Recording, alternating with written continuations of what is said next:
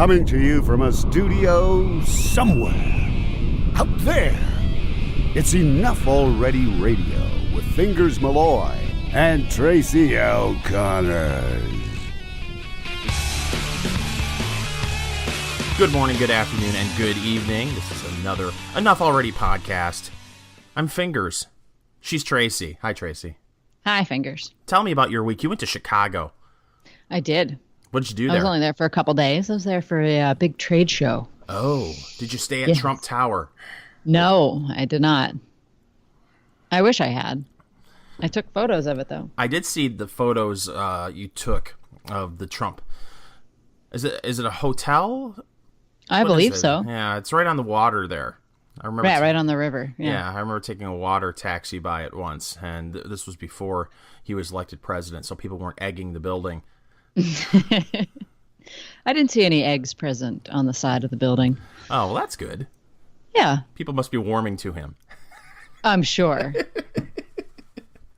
But I love Chicago. Were you able to be much of a foodie while you were there?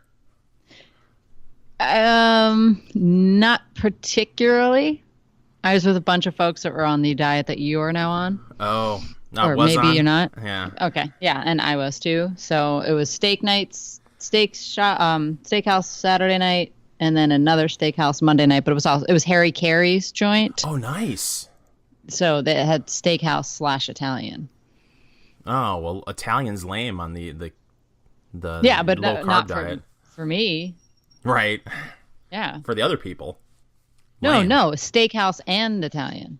Yeah, I just mean if look, the steakhouse, yeah, that's fantastic, and Chicago has some fantastic steakhouses, and but I've never been to Harry Carey's. Good joint. It was interesting. Explain. It was. I'd say the clientele was 95% men. Okay. Hey, and if you're the lady, wait staff was too. Which was interesting, and they all wore like white lab coat looking things. Which I found rather confusing. And I was like, was that... I mean, I'm familiar with Harry Carey. And I don't believe he dressed like that. No. So it was like having a steak at the USDA? Yes. But it was incredible service. It was so fast. I can't tell you. Like, we ordered our salad course, and that was out within 5 minutes. Just boom, done. Then the next one. It was clockwork in that place. And did you top it off with the... cold, frosty Budweiser? No. The king of beers? No? No. Oh. No. I had a delicious Pinot Noir. Oh, okay. Because Harry would have had a tall, cold Budweiser. Yeah, okay. Well, I wasn't trying to embody the man. I was just eating at the restaurant that's named after him. But I will tell you, I went out to find a deep dish pizza on Sunday night. Oh. Where'd you go? And I was given a recommendation that I will not pass along to anyone else. I went to Pizzeria Due. So Pizzeria Uno, which is the chain restaurant, that was their second restaurant because that's second in Italian. So Pizzeria Uno was their first joint. Pizzeria Due is their second joint. And then they also have a Mexican restaurant. Because go figure. But Pizzeria Due came recommended, and as I said, I cannot pass along that recommendation. Well, are you not passing it along because you want to make sure nobody goes there because you want it to be empty when you go there next time, or was it just lousy pizza? It just tasted like a Pizza Hut pizza. Who needs that? And I know. And it was crowded as hell. The staff was fairly rude, but not in a fun way. Yeah. And then it took about 40 minutes to get what I could have gotten from Pizza Hut in 20. Oh, that's disappointing. Yeah. So then the next day I was given other recommendations. So I'm not trying this again. Thank you. Next time I'm in town, maybe I'll do that. Did you get a Chicago-style hot dog while you were there? No. Oh. Is there such a thing? I didn't know this. Oh, yeah. Chicago-style hot dogs are wild. They've got they're on some sort of weird bun, and then they top it with tomato, peppers, onions, relish. I wouldn't like any of those things. It's like a salad on top of a hot dog. It's one of those things where if I'm in Chicago, I'll have one, but once I leave Chicago, I'm fine with never having one like that again. You know? Sure. But no, any Italian beef sandwiches while you were there? No. Oh. I told you everything that I ate. Oh. Well, you were there. You said you were there for 3 days. I thought maybe you'd grab a lunch I just went somewhere. Out to dinner 3 times. No, I'm at the convention center. Oh, so. Which is the biggest convention center I've ever seen in my entire life. Was it in Chicago? Yes. It's just south of Soldier Field, which is an interesting edifice. Oh, that's a shame what they did to that stadium. Yeah, it looks like a spaceship landed on it. Yeah. I need to... one of the things I want to do once I'm retired from everything except breathing is I would like to go to Soldier Field and Lambeau Field and Kansas City and Pittsburgh and take in a few football games, not related to my horrible Detroit Lions, but just not have a rooting interest and just enjoy the football experience and see the stadiums. And I'll tell you what, everything I've heard about that new Soldier Field, it's classic on the inside, but the outside looks ridiculous. Mm-hmm. It's rather silly. That's a shame. Huh. It's different, though. The rest of the architecture in the city is really cool. It is. Did you go to a little mirror ball thing? No. No, you didn't make it there. No. That's not near where we were. We were a couple blocks off of the river. Oh, is that the Magnificent Mile? Or Magnificent Mile, or whatever they call it? Sure. If you say so. Well, I'm just glad you were able to go to Chicago, enjoy a couple of really good meals, and not get shot. So yeah, it's bizarre to me to think the city is so clean downtown and everybody seems pretty nice. And you think, oh, they've got a huge murder rate here. Right. Weird. Where does that go on? A little south of where you were. Yes. I mean, there were some sketchy areas for sure walking around. Mm-hmm. Where you just, oh, nope, not going down that street. Thank you very much. I'm grateful that I did not discover Chicago in my early 20s. Because there's a good possibility I would not be here today. There's a bar on every block. Mm-hmm. Every block has a neighborhood bar. I would have been the town drunk, and probably my liver may have just fallen out of my body by the time I was 30 years old. Now it'll make it to at least 50. Right? Yeah. But I can't imagine how much fun you could get in, or how much trouble you could get into being a single person in your early to mid 20s in Chicago. Oh, good times. Mm-hmm. But well, good. I'm glad you're back and you're safe and here to talk about stuff. Although I have to tell you, I was doing a little show prep for today, and nothing is really striking me as something I'm passionate about talking about. The Elizabeth Warren thing is hilarious. Yes, that's my favorite story of the week. But other than that, I mean, everyone that I've talked to in my little circle, they were passionate about the whole Roseanne show thing. And I Tracy, I don't know about you. I think you're probably with me on this. I'm just going to guess. But when Roseanne hit it big in the late 80s, she did the Tonight Show with Johnny Carson, and he, I guess, waved her over, whatever they did back then. I don't remember. But I was in high school back then, and fat housewife humor really wasn't in my wheelhouse.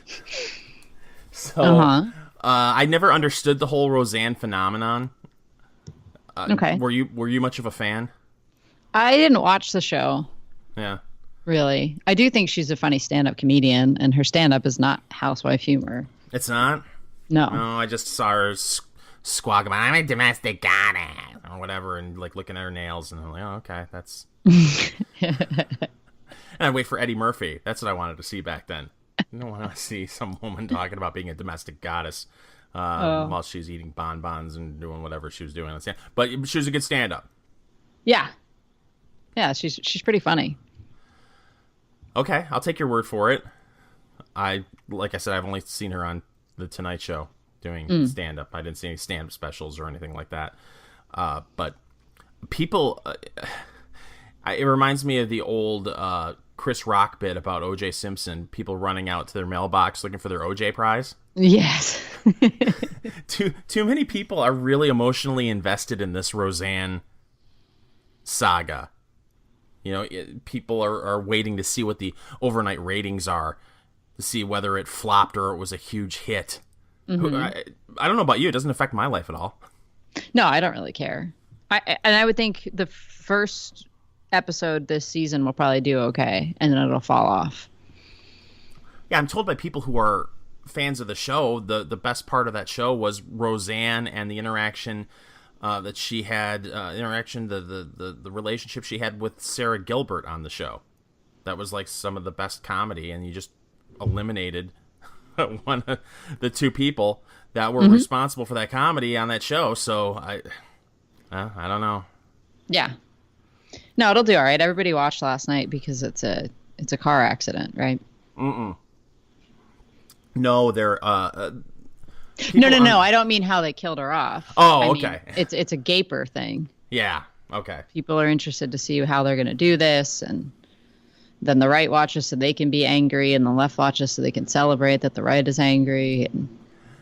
But it's turning into an NFL situation where I can see where people on the right, if you happen to mention on social media that you're watching Roseanne, I'm not going to watch that show.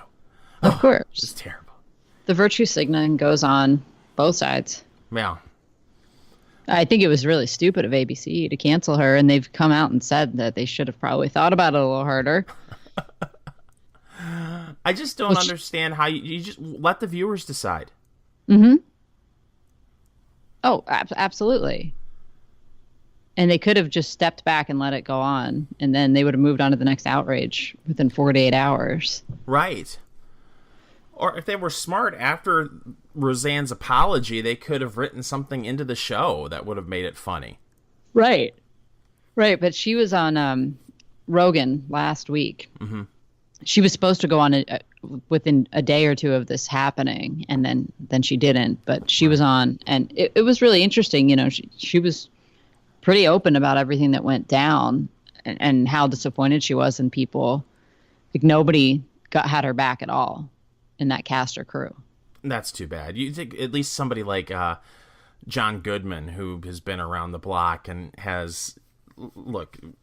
he's had a fantastic career. Mm-hmm. You think he could have stepped up to the plate and said, okay, I think we're being a little harsh here, but they're all worried about the Twitter and social media and media in general mob that will attack. Right. But they're also leftists. That's true too. She had to fight. She was talking about fighting with the writers about where she wanted the show to go, and talking about Trump, and they cannot comprehend that there are people that like him that aren't just the dregs of the earth, the deplorables, if you will. Well, and so. I don't have the piece in front of me, but I believe it was a top 10 show when it came back. But it was hugely successful. But it was all in the heartland. It wasn't. I don't even think it was a top 30 show in New York or Los Angeles. Cities. Right. Yeah. I'm assuming that Roseanne isn't getting its writers from Iowa. No, probably not. So that's I can understand why she was struggling with the writers to be able to get them to see that there are people out there that like this cat. Mm-hmm. Yeah, but she's one of the women we're not to believe when she says that this was the result of drinking a little beer and having an Ambien, because apparently that's a bad combo. Have you ever had Ambien? Yes. Is it a bad combo? Yes. It just cracks me up how one thing like that, and you're painted a racist for the rest of your life. Mm-hmm. When you've had no history of being a racist. But she threw that out there, and I believe her if she said she doesn't. I don't know her racial background.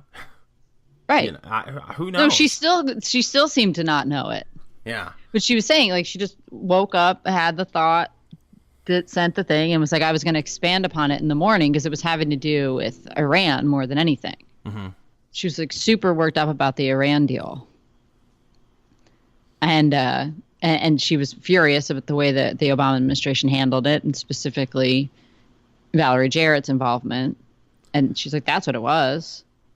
Apparently she's really involved in all that and talks to people all over the Middle East all the time, and really has very hardcore opinions about the way things should be handled. Yeah. This is surprising to me. Yeah. Well, and the other surprising thing was that she wasn't hit by a car when she was 15, and the hood ornament nailed her in the head. Oh, wow. Yeah. So she suffered from like, actual brain damage. And then she said she spent, some time in the hospital and then recovered and had a personality change to a certain degree. She had always been kind of wacky, and then spent 9 months in a mental hospital. Wow. Yeah. I didn't know any of this. No, and it was fascinating to hear the whole story. I know you're a big Joe Rogan fan. Mm-hmm.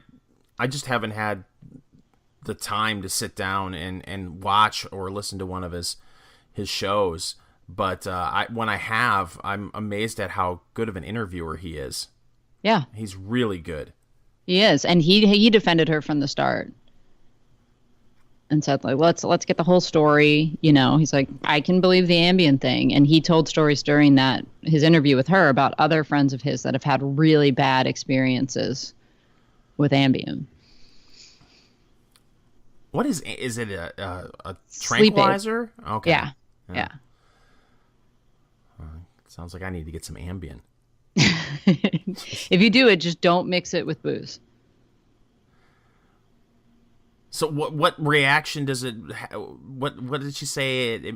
It made her do? Did she say that it just loss of like impulse control? I mean, what? Right. Okay. Yeah. So she's like, and she was taking it all the time, but had never. I don't know if she had never mixed it before with beer, but I think it's specifically something to do with beer and the reaction. And I don't know what it is, but he told a story, Rogan, about one of his buddies that's a CEO. And he didn't say what company or whatever, but he said he's a normal, like straight-laced, nicest guy you'll ever meet. And he was on a flight and had taken one and had a beer or two. And then he wakes up and he's surrounded by German security because he was on his way to Germany. German police officers with guns out, I believe. And he's covered in his own vomit on a plane. That's a problem. Yeah, and he has no memory of what the hell happened. Oh, boy. So then they tell him, oh, well, you were picking fights with passengers, hitting on flight attendants, and then you threw up all over yourself. Yeah. Wow. Mm-hmm. Okay, maybe I'll stay away from Ambien. Yes, please do. Because I trust myself with the Ambien. I don't trust myself... to remember not to have a beer. Right. Yeah. Oh, and I've heard people go eBay shopping and Amazon shopping on it. Won't remember. A couple days later, a few $1,000s worth of stuff shows up at your house. Oh, you turn into Oprah. Except all the stuff that someone is getting, it's you, and you're paying for it. Yeah. You'll get a new refrigerator, and you'll get a new stove. And then you'll wake up, and all of a sudden, 3 days later, you've redone your kitchen, and you've spent $800 on shipping alone to get a refrigerator and a stove. And you're like, what the hell just happened? Oops. Ambient shopping. Ambient shopping. Well, so that was the big thing. I turn this off right now if you're planning on watching The Conners, because I'm going to give a spoiler. So, spoiler alert. So, apparently, she ODs, and that's what kills her on the show. Yes. So, that was the way they're trying to turn this into a positive, because now they're, of course, shedding light on a terrible problem in America that we haven't been talking about for 10 years or anything. Right. Nobody's. But I wonder too, what if they go the Dallas route, and when the ratings tank, they go beg for her to come back, and then next season it's revealed that this whole season was just a dream. Well, isn't that what happened with Dan on the show? Oh, John did Goodman? I think he supposedly died at the end, and then they brought him back. Oh, this is how much we know about the show. Yeah, I think that he died in the original run, and then they just brought him back. Like, yeah, you don't have to explain stuff. South Park killed Kenny every week. Right. For how many years? Right. Yeah. Yeah, I think at least the first 5 seasons. Yeah. Yeah. How long has South Park been on now? I think we're at season 32 at this point. Approximately. Yeah, so that seemed to be a big issue this week because let's face it, when the economy is rolling the way it is, we have to look for problems and things to be outraged about. So Roseanne, and then of course my favorite story of the week, like you said, the Elizabeth Warren DNA test. And ever since John McCain died, and right before he died, handed Lindsey Graham his pair back. Yes. I'm a big fan of Lindsey Graham. Lindsey Graham threatening to take a DNA test of his own to see if he has more Indian blood in him than Elizabeth Warren. Well, it would be great if Trump should do it too, although I think both of his parents, or at least his grandparents, were immigrants. That's the whole Trump bullshit that they changed their name. But it would be great if Trump was even just a little bit more, because Hunter S. Thompson one time, I know at least once he ran for mayor of Aspen, and his opponent that he was running against had a crew cut. So Hunter shaved his head and then referred to his opponent as my long-haired opponent.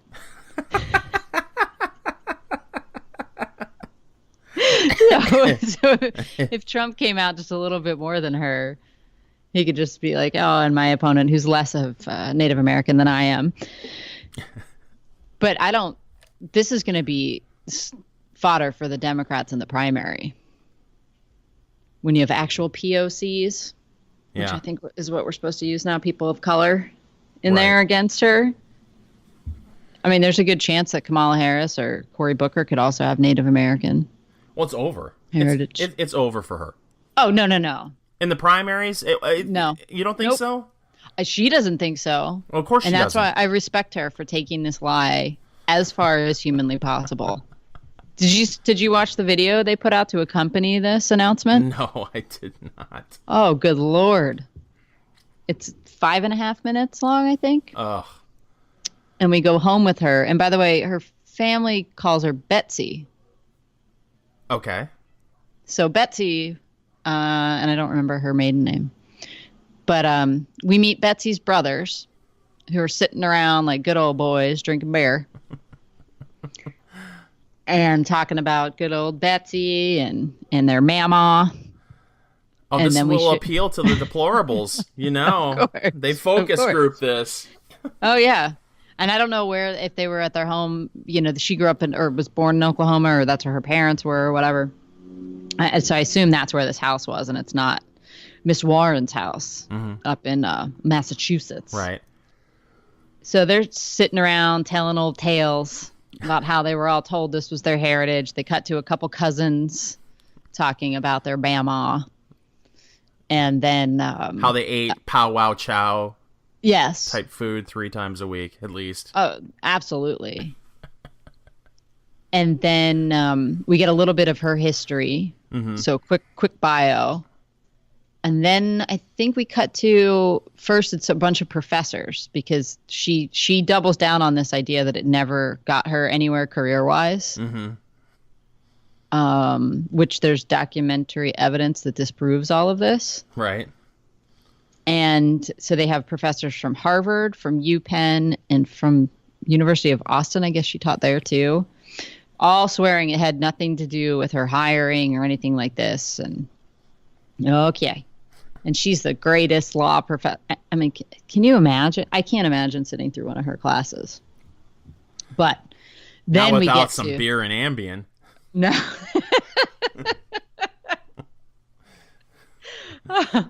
So then it comes to the part where we're going to reveal the test. And this is all also intercut with Trump mocking her. Yeah. It's so awesome. This sounds like a whole Geraldo Al Capone's vault kind of thing. Sort of, but way less dramatic. It's boring and meandering. And you're just like, okay, let's cut to this. So they show, oh, here's this professor Bustamante or whatever his name is, the DNA expert that they called in. They kind of show his office, and then they cut back to good old Betsy, and she calls his office on speakerphone, and we hear this like, is Dr. Bustamante available, please? This is Elizabeth Warren calling for him. And then he's like, hey, oh, I'm so surprised you're calling me right now. But it doesn't, it's very well shot. It doesn't look like crappy reality footage. Like they spent a lot of money shooting this thing. And then he's like, oh, we found 5 strains of native DNA in you or something like this. So it was weird. And she's like, okay, great. And that's the end of it. That's the end of that portion of it. And it just kind of wraps up. And she's just like, I know my story. It's her truth, Tracy. It is. And that's fine. That's fine, but science begs to differ. And she's managed to piss off quite a few people, which she's not going away with this thing. So I think you're wrong. Like, I think she's still totally going to run. Oh, I didn't say she wasn't going to run. Oh, but you think this tanks her? It tanks her. I mean, Cory Booker, Kamala Harris, the whole cultural appropriation thing. Yeah. They're going to nail her on that over and over again. And what's your response going to be?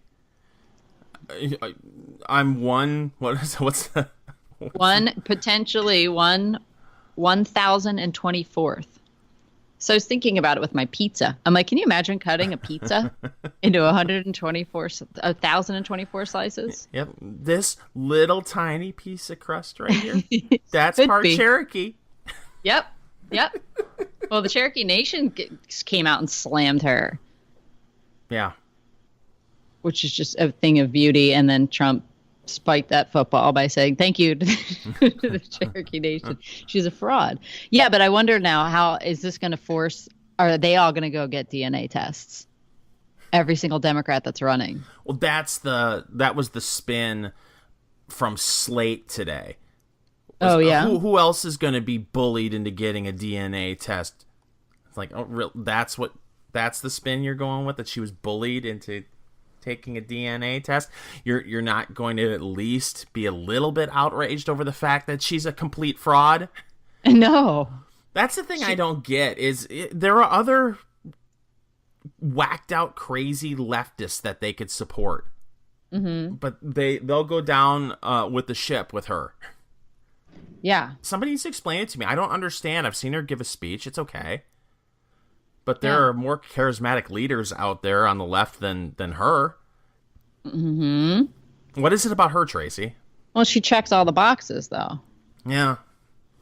She's a woman. That's a good one. She's 1,024th. People of color. She's Harvard. She's a very bright professor.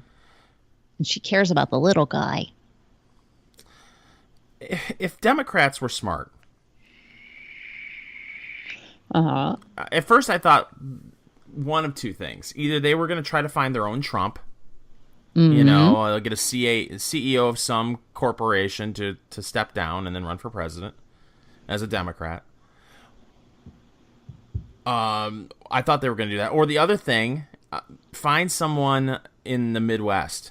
But the problem is, any Midwestern Democrat will not pass all the ideological tests that are necessary to get the wacky base on the left and the left coast and in New York and Washington D.C. Mm-hmm. So, no, they've painted themselves into a corner on this. It's going to be an all-out bloodbath. Yeah, it's just going to depend on if they want to win, then they got to give it to Joe Biden. Mm. And I'm not saying this because I like Joe Biden. I just think that I don't understand this mentality, but there are a lot of people out there who base their vote on, oh, you know what? I like him. I can have a beer with him. And for some reason, people like Joe Biden. Yeah. And he can kind of polish the crazy in a way that is more palatable to independent voters than some of these nut jobs that they're talking about running. I can't believe we're even having a discussion about Bernie Sanders running for president again. I mean, how old is he now? 175. Right. And I know Trump's no spring chicken either, but he at least looks like one standing next to Bernie Sanders. He does. But no, you're right. And they're going to tear each other apart in this primary. And they're already talking about having potentially, I think, 20 people in the primary. Yeah, he's already 77. Biden. Bernie Sanders. Oh, okay. No, and they're going to all have to move further and further to the left. Yeah. Well, the question becomes, too, does he rejoin the Democrat Party? Yeah. Because he could blow up their whole game and probably get more money for himself if he ran as an independent. Honestly, that's really the smart move. I mean, let's face it, this is all a game. Mm-hmm. These people are just trying to enrich themselves. If he's smart, what he does is he runs as an independent and tanks the Democrats' chance of beating Trump. But in the process, he enriches himself in ways where he could just walk away. I mean, he can walk away now. Absolutely. But, run as an independent. I mean, you're already seeing talk of Bloomberg running as an independent. No, he switched his party affiliation to Democrat. Oh, Bloomberg did? Mm-hmm. Maybe 2 weeks ago. Oh, okay. Yep. That's what we need, another New Yorker. Well, de Blasio's talking about running, I believe. Oh my! Can you imagine the crazy? The debates will be unbelievable. Oh, I cannot wait. They are going to be so much fun. If you get de Blasio in there with Corey and Harris and Elizabeth Warren and Bernie Sanders. This is an article from CNN today. So we're recording this on, what is this, the 17th of October? Yes. South Carolina is the center of the political universe for the 2020 Democratic prospects. So they say some of the biggest names in Democratic politics are descending on South Carolina in the final weeks of the midterms, introducing themselves to voters and operatives in a state that will be crucial in the party's 2020 presidential primary. So here's everybody that's going. Vice President Joe Biden, Montana Governor Steve Bullock, South Bend Mayor, because that's going to work out well. Peter, do you know how to pronounce his name? No. Okay. It looks like Buttigieg. Nobody's going to vote for South Bend Mayor for President of the United States. Wait for it. Attorney Michael Avenatti. New Jersey Senator Cory Booker. California Senator Kamala Harris. Vermont Senator Bernie Sanders. And former New York City Mayor Michael Bloomberg have already or are expected to visit the Palmetto State in the home stretch of the 2018 election. And it's really funny because the local party down there is getting kind of pissed that they're letting Bernie come. Oh, yeah. Because he's a little too crazy for their state. Yeah. Yeah. So he doesn't have any appearances with candidates, but he's going down there to talk to some group. What the hell was it called? Some lefty group. Oh, Our Revolution. Oh, yeah, Our Revolution. Yes. It's... If the South Carolina Republican Party, if they have any brains down there, every ad from now until Election Day puts all those faces up on an ad and says any candidate that is running for a House seat in South Carolina, they may talk a good game when they're in South Carolina, but once they get to Washington, D.C., they're going to vote just like these nut jobs. They're already doing that, Fingers. Thank you. It said when Sanders' visit was announced to South Carolina Republicans and an opponent of someone's opponent who had backed Bernie in 2016, I guess, they said they immediately started tying those two together and said the two would be campaigning together, even though that was not what will be happening. Blah, blah, blah. Who cares? So, and now that guy Smith is attempting to distance himself from Sanders by saying everybody else is just as nuts. That's his defense. Of course. Yeah. I mean, you're seeing the same thing here in Indiana with Joe Donnelly. He's trying to portray himself as just an aw shucks common sense Democrat, but once they leave the Midwest and they head to Washington, D.C., they vote with leadership. It's Chuck Schumer, baby. Mm-hmm. Yeah. I'll do what Chuck tells me to do. There's no reason why Joe Donnelly in Indiana should be reelected, other than the fact that the guy running against him is running a horrible campaign. Mm-hmm. I mean, in a red state like this, he should be down 5 to 7 points right now. He really should be. But we'll see. Yeah, we'll see. We'll see what happens. We'll see. And near the tail end of this, they also point out that Eric Holder is going to be making a trip, and Deval Patrick. Oh, and there have been whispers for some time now that the mayor of San Antonio. Oh yeah. Castro. Mm-hmm. He may run. So. At least one of those twins. Yeah. So you've got 15? At least. No, it's crazy. They're already talking about how the debates are going to start maybe in the spring. Oh. And they're going to have to do that like they did with the Republicans, where they split them into 2 heats based on polling. Yeah, the lesser card goes first, and then yep. Yeah. Then the adult table. I think people are going to be exhausted. Yes. I won't be. I won't. I was thinking about the Democrat debate just last time when they threw up nobodies to go against Hillary. Thinking about how much fun it was to watch Lincoln Chafee. I don't know much about the governor of Montana. Nah. They've talked about him before. He's a good old boy. I'll see. If I'm thinking of the right guy. Probably not. It's just so disgusting how political parties and their the smart people in the party, how they look at normal Americans, everyday Americans. Mm-hmm.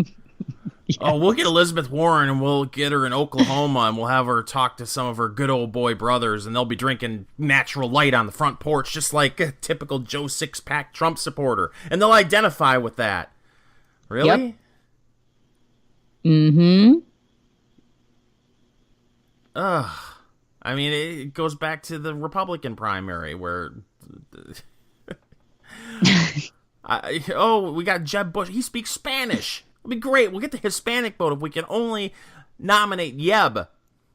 Si se puede. That means yes, we can. Oh, wow. There you go. Yeah, they have that on Obama signs everywhere. So, the crazies are going to South Carolina, and I'm glad that the Republican Party down there is taking advantage of that. And it's going to be interesting to see. I'm so sick and tired of the campaign ads here. Do you have any hotly contested races and important races in Pennsylvania? We've got a governor's race. We've got Bob Casey's our Democrat senator. He's up. I don't know. I have no faith in the Republican Party in the state of Pennsylvania to do anything, though. No. So you're not bombarded with campaign ads? I also don't watch television live. Well, I know, but mostly. Even on YouTube, it's crazy. Oh, I haven't been getting those. Oh, you haven't been? Oh, and again, the way that these campaigns look at a common voter, it's just comical. My daughter, who's 14, apparently all of her classmates are yelling, "You're going to vote for Mike Braun?" Because there's a stupid ad where they got this regular guy, and he's pretending to film just a regular video in his car, and he's holding it on a cell phone, and it's something like, "You're going to vote for Mike Braun? He's not for us. He makes his employees work through break. He makes his employees work through lunch. Mike Braun is not for us." And that's it. It's like, oh, this is how you view a typical Indiana voter. Oh, I can identify with that guy. He's got a kind of a worker shirt on, looks like a blue denim shirt. That could be my neighbor.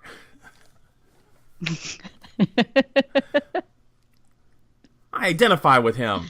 And he's just filming a video in his car. Absolutely. I'm telling you, I get on YouTube and that video, or that ad pops up all the time before I open a video of something else.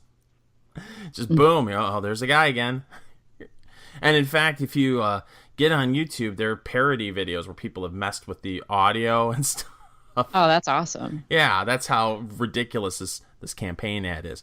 But so you're not even seeing any Pennsylvania campaign ads on the net. No. You must have a really good ad blocker. Potentially. But the ad blocker can't block ads on YouTube. Mm-mm. No, and they should have me profiled pretty well by now. Maybe they do, and that's why you're not seeing any. I'm not going to waste any left-wing ad money on this girl. No, but I did get 2 mailers, the same one from Bob Casey. Oh. Yes. So they didn't get the message. Well, I did, when I moved here, I did register as a libertarian. So I haven't gotten anything from them in the...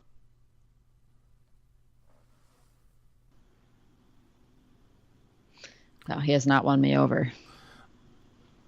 Well,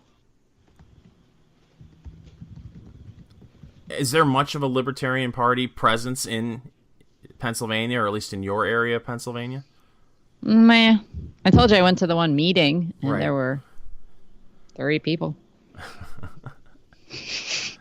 So, yeah. It's so hard. You know, you're seeing this race in Texas, and I've got a good friend down in Texas who is not going to vote for Ted Cruz, going to vote for the Libertarian candidate. And it goes back to that argument we had in 2016. Do you pick the lesser of two evils, or do you stick with your principles? Right. This was it Beto O'Rourke that's running in Texas that has the libs, the hearts are fluttering over this guy. He appears on stage on a skateboard, and it's so pathetic.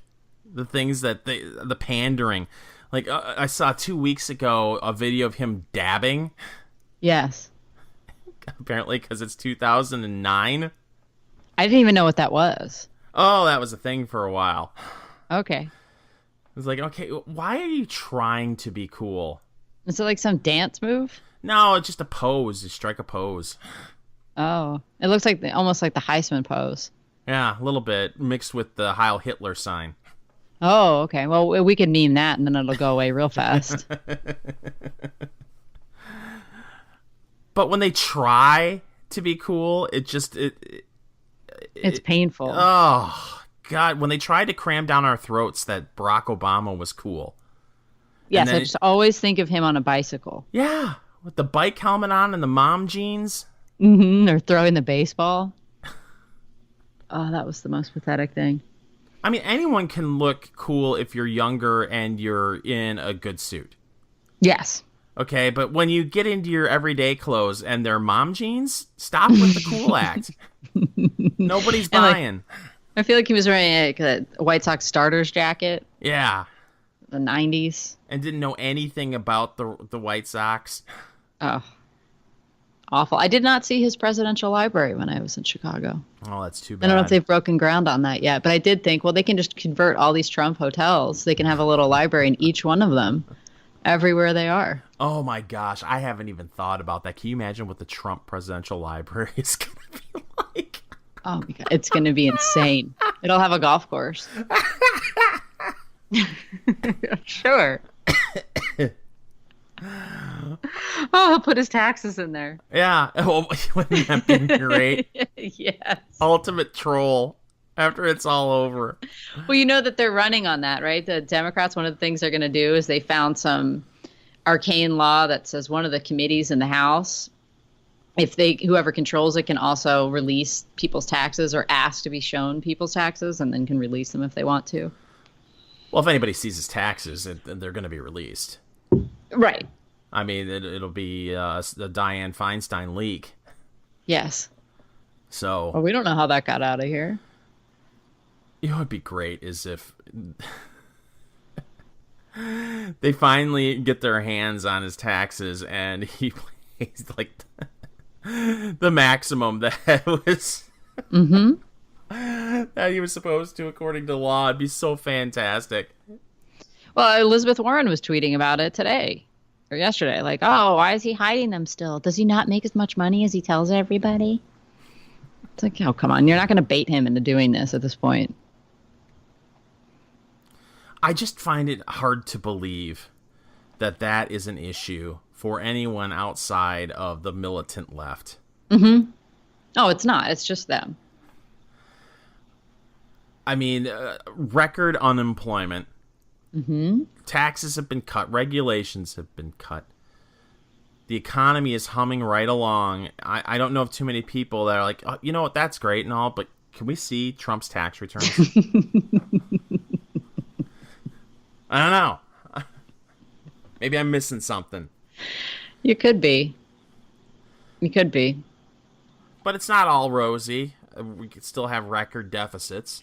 I know. I just pulled up an article to talk to you about that. So it is the largest deficit since 2012. And I'm reading from a Reason magazine. So they spent $790 billion more than they took in, which is rather disgusting. Yeah. But we knew this was coming. But we're also still bringing in record tax receipts. For the most part. Yeah. So this isn't a taxation problem. No. So they have, that's what I was looking for this specifically because they had this data that's in none of the articles that the left has written about this, screaming about the deficit. Mm-hmm. So this says tax revenues are flat. So this is personal income taxes in 2018, but corporate tax collections fell by $76 billion. That's like a week's worth of government spending. Right. That's not what's causing a $790 billion deficit. Right. It's 10 times that. Is the deficit. So where did that money go? Oh, it went to Social Security, Medicare, and Medicaid. By the way, Social Security is getting the biggest increase in benefits in, I believe, 8 years. Oh. I think it's a 2.8% increase. So, imagine that. Because Bob Casey's telling me they're going to take it away. Well, don't get me wrong. I wish they would. Yeah. Me too. But it's just there's such liars with this stuff. Oh, this is all because of those tax cuts. No, you guys spend like crazy. 60% of the budget goes to Medicare, Medicaid, Social Security, and you can't touch that. And this is why so many of us hate the news media. Because they will do fact checks like crazy over stuff like inauguration crowd numbers. Right. But people on the left can run around and say the reason why the deficit has exploded is because of tax cuts, and it's clear that that's not the case. And no, it did contribute, but still. $76 billion? Yeah. And the deficit this year was $790 billion. So, yeah. Okay, 10%. We'll give that to you. So I guess the Trump administration has called for a 5% budget cut across the board. Yes. And what I want to know, and I haven't dug deeply into the proposal, is this a real cut where we will spend 5% less next year, or is it a 5% reduction in the projected increase? Well, it just got announced today because they were Trump said it in remarks today to the press that he was going to call for that. He said, I have a meeting with the cabinet secretaries later today. I'm going to ask that they all make a 5% cut in their departments. Why should they be any different than private sector companies? I'm sure over the course of the last couple of decades where you work, Tracy, that there have been budget cuts. Yeah, that happens. I know where I work, there have been budget cuts. The other fun number, and I don't remember the exact figure, so I'm going to round it, was we spent $500 billion on debt service. Ugh. So interest payments. So if you take that, that represents a much larger chunk than the gift to the billionaires and the corporations. Well, you know what would cure all this, Tracy? It's Medicare for all. Oh, absolutely. And if we can forgive student loan debt, too, that would be great. Oh, and Elizabeth Warren, I haven't seen it, but I saw a clip she was on with the Reverend Al to talk about how she's got a plan that's going to bring down rents by 10%. Well, the rent is too damn high. It is. Where is that guy? He should get into the 2020 Democrat field. It wouldn't make it any more absurd. No. But yeah, so she's got that plan, and then there was something else, a mortgage reduction, too. It's not going to cost a single penny. Sure. So you're just going to impose rent controls universally? That's worked out really well. They think that's the solution. I mean, I go back to when they tried to bring down cable TV costs. Back in the 90s. I believe it was the 90s. And they tried to regulate that. And then all of a sudden, cable rates went up because cable companies decided, you know what, that cable box that used to come with your service, now we're going to charge you for that. And we're going to charge you for a remote, too. The private sector's always... The public sector is playing chess while the government plays checkers. Mm-hmm. Always be 3-4 moves ahead of any government regulation. Yep. Well, and they can also work around much faster. You're much more nimble in the private sector. Yes. So some new regulation comes out. Okay, well, how do we get around this? I just immediately think of when D.C. decriminalized pot, and people were selling it, and they were selling it by saying, hey, Fingers, would you like to buy this $50 bottle of juice that just happens to come along with an eighth of an ounce of marijuana? It's a free gift. The juice we'll combo. Deliver it to your door. Yeah. Brilliant. It worked for a while. Well, now you've got, I know we're veering off topic a little bit, but Canada. Yep. Today, officially.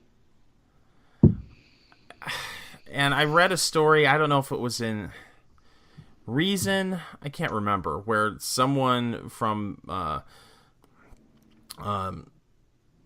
the border control said that if they suspected that you had smoked pot in Canada, that they had the ability to not let you in the country. They had the authority to not let you back in. Well, I'll be able to report back on that next Wednesday. So I was like, okay. Yeah. Really? Good luck. Yeah. What are you going to do? Well, I was reading about it because I am headed there this weekend. And they were saying in some of the... So every one of the provinces has come up with its own rules. And then additionally, cities and municipalities, or whatever they call municipalities there, have also come up with their own rules and such. But in some of them, they're allowing you to smoke it in public wherever you can smoke cigarettes. I almost fell out of my chair. I don't know how I feel about that. Well, it wouldn't be around children. It wouldn't? Their smoking bans are crazy. Because I was looking at yeah, you're right. That's true. How they're going to be about my e-cigs up there. How are they going to be about your e-cigs up there? Potentially nuts. But so that's why I was just like, wait a minute, where can you still smoke? I don't know. But I will be doing a thorough investigation for all the listeners on how this all works. Well, I want to see it. I think it's interesting. But yeah, no, it was like you can't if I'm vaping outside of a door and a door is open and some of my non-smoke, my steam goes into that door, I can get fined. I believe it's $500 to $1,000. A door or a window or... Well, you got to pay for that universal health care somehow. Yeah, you do. See, they're so smart. You know, our healthcare system sucks, but we try to keep people happy with stuff like this. Oh, well, we'll let you have your weed. Yeah. Oh, but by the way, if you smoke it in the wrong place, we're going to fine you $500 to $1,000. Well, they actually promote. I was reading, about the e-cig thing took me into that, but they're actually recommending that smokers switch, which is more than our dumb government's doing. Which is amazing, because I know the tobacco lobby is still fairly strong, but when you're paying Medicare costs... Mm-hmm. But understand, too, that the tobacco companies have also, like, most of them have made their own line of electronic cigarettes at this point. Yeah, but do e-cig people, do they take those e-cigs seriously? Do people go and get those instead of, to me, I see those at the gas station. That's where they sell those, right? I mean, yeah, the disposables. The disposables, and those are the tobacco company. But the people that go to a store specifically for e-cigs, those aren't the tobacco company e-cigs, are they? I don't think so. Not at this point. But they'll probably get into that game eventually. But if you want to catch, there's people that are older that won't ever get into all the craziness of like, oh, I need this tank and then this coil and what's a mod and that's true. What are ohms and all that. So it's just, ease of use. We're such habitual creatures too.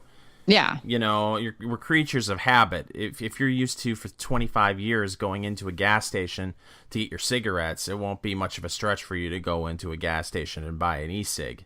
Yeah, it's a low bar to entry there. Yeah. But take somebody to a store and it's just overwhelming. Plus, those are higher ticket items. And then they're taxed at insane rates. In Pennsylvania, it's 40% tax. Good God. Oh, it's wild. A whole bunch of stores went out of business. So, but that's for every component, not just the liquid nicotine. So some of the batteries, they're $30 to $80. Tack on 40% on top of that. Can hear you taking a drag right now. Yep. I get all my stuff on the internet. And they haven't caught up with the taxes yet. I still have mine that you built me from your spare parts. There you go. I only use it on special occasions. Basically, I bring it to CPAC with me. Yeah. Every year.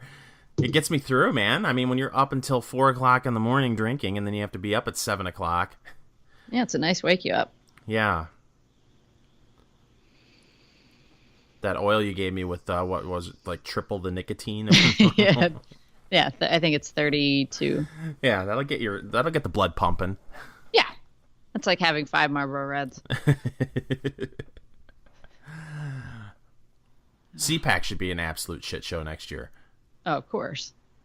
It'll be interesting to see if somehow the Republicans hold the House. Because I think at this point it's looking like they're going to hold the Senate. Yeah. But if they hold the House too, what's Never Trump going to do? I mean, they're gonna cave. I don't know. They have to at this point. It'll be, you're gonna have. Let's see. It looks like Kasich's gonna run. Don't you think? I don't know.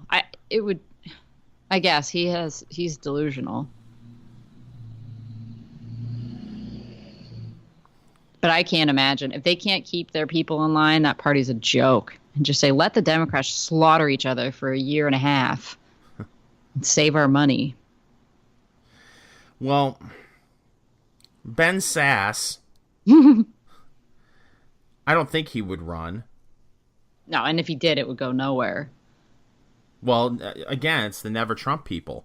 He's a darling of the Never Trump. Right, but you got to think about this. By 2020, say the Republicans hold the House and pick up in the Senate, which I think is entirely possible at this point. You could have another Supreme Court justice. Yeah. And that'll be the final thing for the Never Trumpers, or it should be. I'm a firm believer that Ruth Bader Ginsburg has already signed the paperwork that if she dies, they're going to keep her in a hospital room on life support. I think she's already dead. Did you see the photos of her at the Kavanaugh thing they had at the White House? No. She was wearing gloves inside, and they were gray. You sure they were gloves? That's what I was like, oh my God, her hands are already dead. Like, this woman is gangrenous. Like, she's leprosy or something. Like, they look like they're going to fall off. And then I looked a little closer, and they were just these little wool gloves. Like, that's how ill this woman is. it just cracks me up how she's treated by leftists. I mean, she's a hero. I don't understand why. Someone needs to explain it to me. I mean, I know she came from the ACLU, right? Sure. If I remember correctly, and she's been on the Supreme Court. Okay, big deal. There's a Netflix special or a Netflix documentary, Ruth Bader Ginsburg Rockstar. And they made a film, Notorious RBG. I mean, really? Yeah. What is it about this old broad that they go nuts over? I have no idea. God, how old is she now? I was just looking that up. Stan, she's 85. Yeah, she was appointed by Carter. No, she wasn't. She was appointed by Clinton. Oh, sorry. She was, right. She was a United States appeals judge appointed by Carter. Then she was in by Clinton. Yep. Yeah, they're all getting old. I mean, I did see a photo of Clarence Thomas at that event that you were talking about. I was like, oh, Clarence Thomas looks old too. Yeah, well, he is. That's got to be a pretty sweet gig. Oh, yeah. You sit around in a bathrobe all day judging people. Yeah. I could do that. If you're passionate about law and you've got a great law career and you work your way up and then say, here you go. What do they have, 2 sessions in a year? Yes. What a cush job. No wonder when they're 85 years old, you can't give that job up. Huh. I just looked up their salaries, too. What is it? So an associate justice gets $255. John Roberts, as the chief justice, gets $267. I wonder what the fringe bennies are.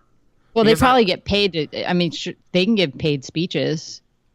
Can they? I'd be really interested to see what the rules are for Supreme Court justices as far as making money outside of court, because you could clearly be influenced.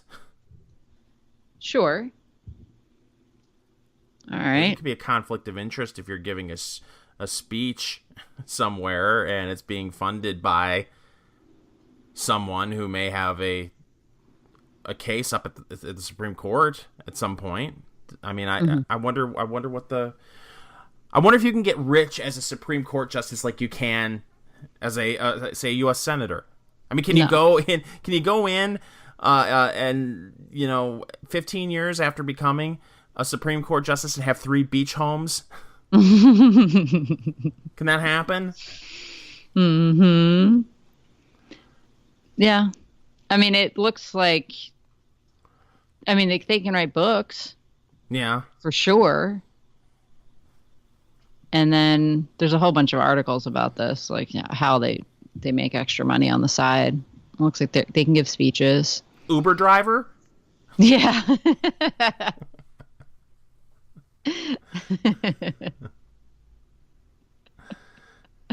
Oh, but my favorite thing about that Kavanaugh, the ceremonial swearing in at the White House, was President never apologized.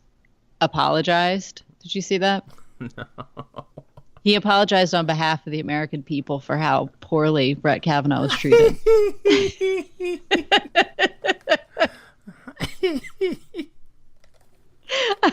This is so classic.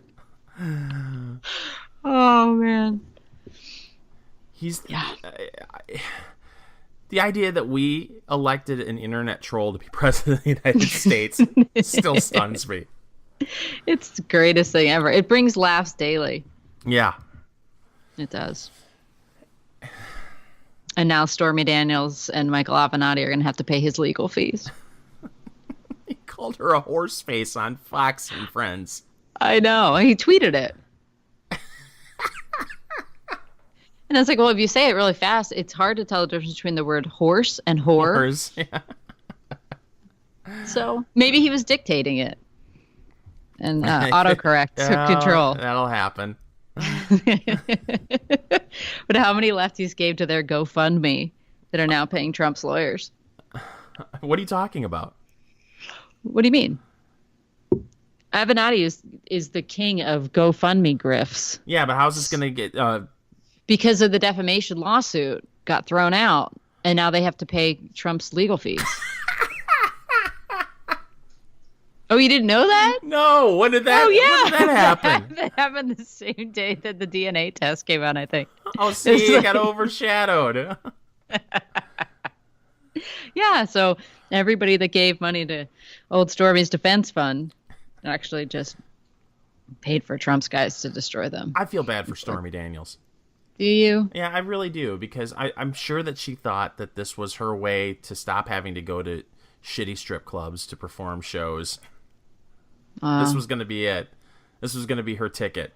Michael Avenatti steered her wrong. Yeah, now she's going to be at the Deja Vu in Columbus, Ohio, 2 weeks. Yes. Oh, man. Well, we're over an hour in, Tracy. I know, and I think we've covered everything. Well, this has been another Enough Already podcast. Remember, you can find us over at, SoundCloud, TuneIn, iTunes. What am I missing? Stitcher. And, of course, over at YouTube and BitChute. Yes. Check us out there. Final thoughts? I will be gladly reporting back next week on my adventures in legalized pot in Canada. You know, there was a time when I would love to go to Canada just for the beer. Mm-hmm. And now there's Labatt? so much more. Yeah, I grew out of it quickly. Oh, okay. Labatt Molson? It's all terrible. It's all terrible. And then when I was in my early 20s, that was the whole ice beer phase. So they had Labatt Ice and Molson Ice and just crap. It's all crap. Now everything is pumpkinized. Ugh. Yeah. Yep. Pumpkin spice ale. Well. I made the mistake the other day, and we were finishing the show, so maybe I shouldn't bring this up. I tried a peanut butter cup porter. Okay. And it was everything that you could imagine a peanut butter cup porter would be. Was it delicious? No, it tastes like shit. Oh, okay. But when someone hands you a free beer, you drink it, even if it's a Labatt Ice. Oh. I didn't know that rule. Well, it's a dude thing. Okay. So don't drink a peanut butter cup porter. Noted. All right. She's Tracy. I'm Fingers. We'll be back next week with an all-new Enough Already.